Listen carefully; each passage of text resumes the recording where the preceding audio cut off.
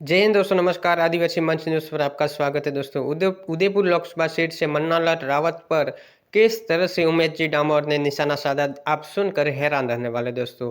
उमेश जी डामोर ने किस तरह से उदयपुर लोकसभा सीट पर आने वाले समय में रगड़ा निकालने की बात कही है दोस्तों। तो आइए जानते हैं उमेश जी डामोर ने किस तरह से मन्नालाल रावत पर निशाना साधा है। तो आइए देखते हैं, चलो। मकान को जलाने की बात करता है, पत्थरबाजी करवाने की बात करता है, लट मारने की बात करता है। वो कौन था? मन्नालाल जी रावत। मन्नालाल जी रावत ये पतू नहीं एक लड़के वो ये भी नहीं पतू है। मन्नालाल जी ये भी नहीं पतू है कि आदिवासी झोपड़ी कटले पुराने बनेले हैं, वो भी नहीं पतू है। और मैं तो कहना चाह रहा हूं, आप सब जनताओं के हाथ में पावर है, आपके ताकत है। आज मैं विधायक बना हूं, 5 साल के लिए हूं। इसी मंच पे अभी कुछ बुराई करके गए थे, जो हमारे आदिवासियों के मकान को जलाने की बात करता है, पत्थरबाजी करवाने की बात करता है, लट मारने की बात करता है। वो कौन था? मन्नालाल जी रावत। मन्नालाल जी रावत ये पतू नहीं एक लड़के वो ये भी नहीं पतू है। मन्नालाल जी ये भी नहीं पता कि आदिवासी झोपड़ी कटले पुराने बनेले हैं, वो भी नहीं पता है। फिर भी कह रही है। लेकिन मैं कहना चाह रहा हूं, मन्नालाल जी को भी कहना चाह रहा हूं और आपको भी कहना चाह रहा हूं, जिस दिन मन्नालाल जी इन झोपड़ियों में वोट लेने के लिए आएंगे, तब आप मन्नालाल जी को जवाब देना पड़ेगा। और मन्नालाल जी वोट लेने के लिए झोपड़ियों में नहीं आएंगे। मन्नालाल जी को वो सिपाही है, जो नौकर है, जो नौकरों और कुकड़ों और पैसे खावानी आदत है, वह झोपड़ी में आवी, वहां से आएंगे। और उनको जवाब देने के लिए आपको तैयार होना पड़ेगा कि नहीं पड़ेगा? क्योंकि मन्नालाल जी आज सांसद बने हैं, वो शिक्षा की बात नहीं कर रहे हैं। हमारे उदयपुर संभाग से वो सांसद बने हैं इस सीट से, लेकिन वो शिक्षा की बात नहीं कर रहे, रोजगार की बात नहीं कर रहे हैं।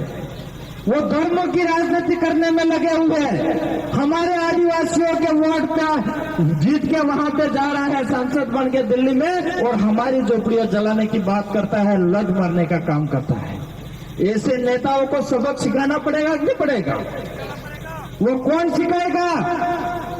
और नेताओं की 5 साल में एक बार परीक्षा होती है।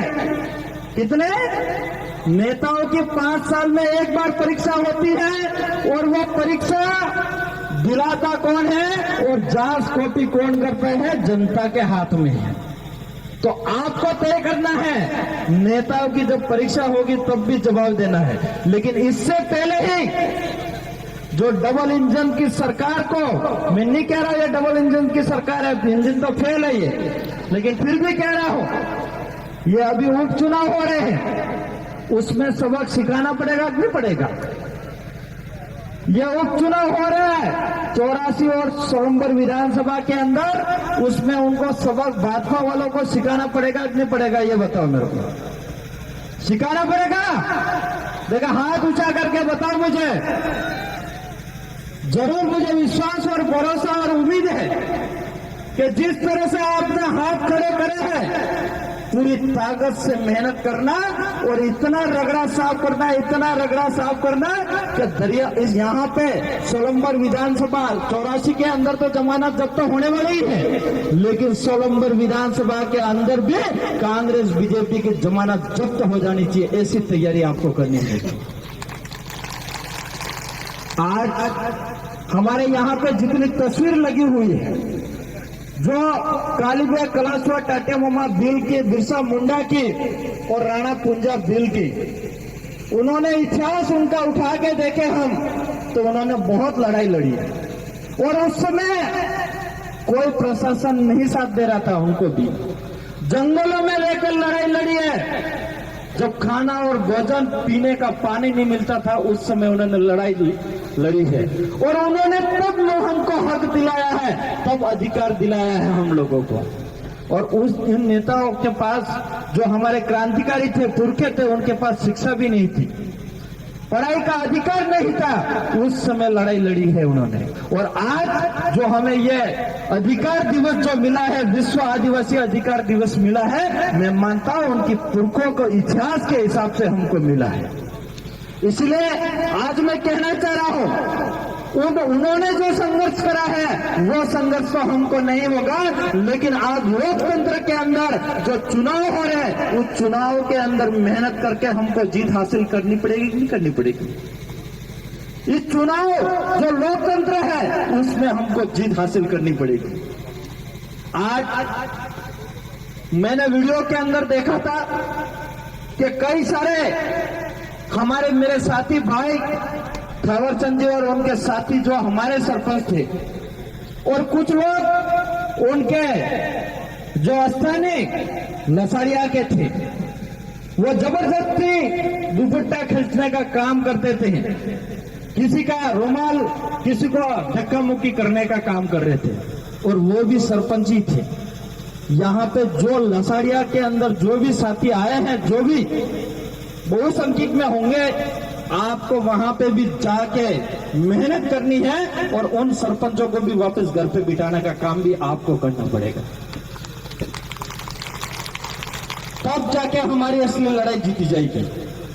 आज जहां न्याय मिलने की बात आई तो थावरचंद जी को न्याय तो मिलेगा, क्योंकि मैं भी शाम को ही आया जयपुर से और विधानसभा सचिव को मिला और उन्होंने तुरंत कहा, वो तो कह रहे थे कि आप ही हुआ एमएलए साहब, आपके साथ हुआ। मैंने कहा मेरे साथ नहीं हुआ, हमारे भाई के साथ हुआ, क्योंकि हमें 3 हरकत देकर हूं। और वो पहले ही विचार करते हैं कौन है कौन नहीं है।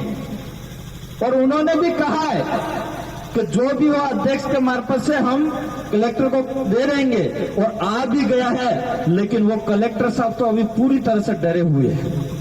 हमने कहा कि एक बार आपकी जो जांच कमेटी बनी हुई है, एक बार कॉल तो कर लो हमारे सामने, फोन के सामने देखते हैं, लेकिन फोन करने की हिम्मत नहीं है उनको, इतने डरे हुए हैं। तो ऐसे कलेक्टर साहब को अपने खुद की कुर्सी की जो गरिमा है, उस गरिमा को रखना पड़ेगा और उनको सही निर्णय लेना पड़ेगा। और जो सलम्बर की जनता और दरियावत विधानसभा के जनता के साथ जो अन्याय हुआ है, उसको न्याय के लिए न्याय दिलाना पड़ेगा, लेकिन वो कर नहीं रहे। और मैं तो कहना चाह रहा हूं, हमारी कमेटी की अभी मीटिंग बाकी है, अभी 2-3 घंटे का कलेक्टर साहब ने समय दिया है, अभी बहुत जल्द हम मीटिंग करेंगे और इसके बाद आगामी कौन सा हम निर्णय लेंगे वो शायद कलेक्टर साहब को भी पता नहीं है।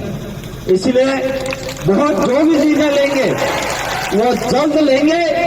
और हम कह रहे हैं कि हम लोग, ये लास्ट में एक शब्द बोलना चाहूंगा, हम लोग आदिवासी बहुत ही मजबूत है और आज की तारीख में आदिवासी के साथ एससी, ओबीसी और हमारे राजपूत भाई भी जुड़ गए हैं, इसलिए यह पार्टी बहुत मजबूत हो गई है। इसलिए मैं तो कहना चाह रहा हूं, हम लोग बहुत मजबूत है, बहुत मजबूत है, हमें मजबूर मत करना, वरना आर पार की लड़ाई लड़ी जाएगी, ये मैं कहना चाह रहा हूं। बहुत बहुत धन्यवाद। तो दोस्तों, इस तरह से उमेश जी डामोर ने मन्नालाल रावत पर निशाना साधा, साथ ही हर अन्य समाज को आदिवासी पार्टी के साथ जुड़ने को कहा और आने वाले समय में सभी का रगड़ा निकालने की बात कही। आज के लिए इतना ही। जय हिंद, नमस्कार, जय जोहार।